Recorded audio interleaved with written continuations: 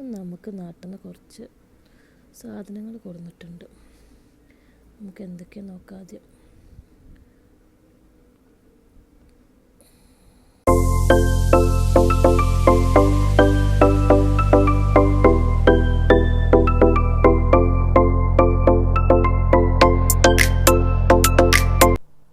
നമുക്ക് അടുത്ത പൊതി പൊട്ടിച്ചോക്കാം. അടുത്ത പൊതിയിൽ എന്താണെന്നുള്ള തിരക്കിലാണ് ഞാൻ.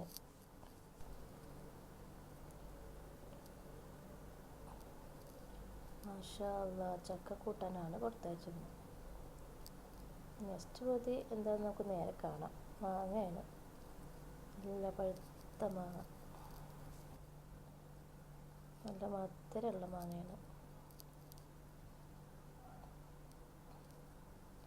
പിന്നത്തെ നമുക്ക് ചക്ക, പഴുത്ത നാട്ടിലത്തെ നല്ല ചക്ക, നല്ല മധുരമുള്ള ചക്കയായിരുന്നു.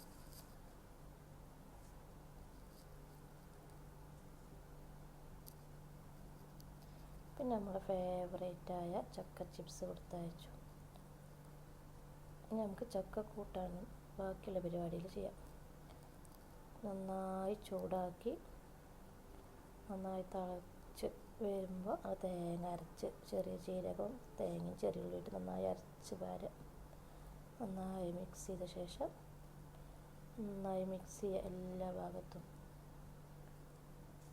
നന്നായി മിക്സ് ചെയ്ത ശേഷം നമുക്കിന്നത് എല്ലാ ഭാഗത്തേക്കും പിന്നീട് നമുക്ക് നന്നായി തൂമിച്ച് അതിലേക്ക് ചേർക്കാം. കടുകും കറിവേപ്പിലയും വറ്റൽമുളകൊക്കെ നന്നായി തൂമിച്ചെടുക്കുക. അപ്പോൾ നമ്മുടെ ചക്കക്കൂട്ടൻ റെഡിയായി. അടുത്ത പരിപാടി നമുക്ക് ബീഫ് ഒന്ന് വാട്ടിയെടുക്കാം. നാട്ടിൽ നിന്ന് കൊടുന്ന് നമ്മൾ വലിയ ഉള്ളിയൊക്കെ ഇട്ടിട്ട് വെള്ളുള്ളി ഇട്ട് വാട്ടി ഉപ്പൊക്കെ ഇട്ട് വന്ന് നമ്മളേതായ രൂപത്തിൽ സ്റ്റൈൽ മാറ്റിയെടുക്കാം.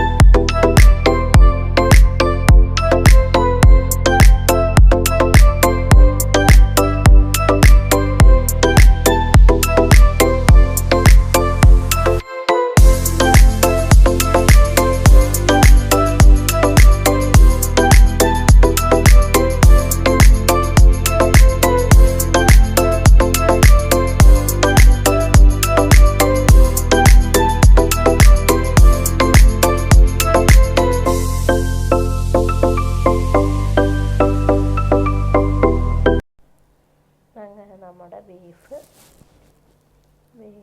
റെഡിയായി. ചോറ് റെഡിയായി. നമുക്ക് ഫുഡ് കഴിക്കാം. നമ്മുടെ നാട്ടിലിപ്പോൾ എന്നും ഇതൊക്കെ ഇരിക്കുക, കൂട്ടാനും കറിയൊക്കെ അല്ലേ. അങ്ങനെ ഞങ്ങൾക്കും കിട്ടി ബീഫും ചക്കക്കൂട്ടാനും.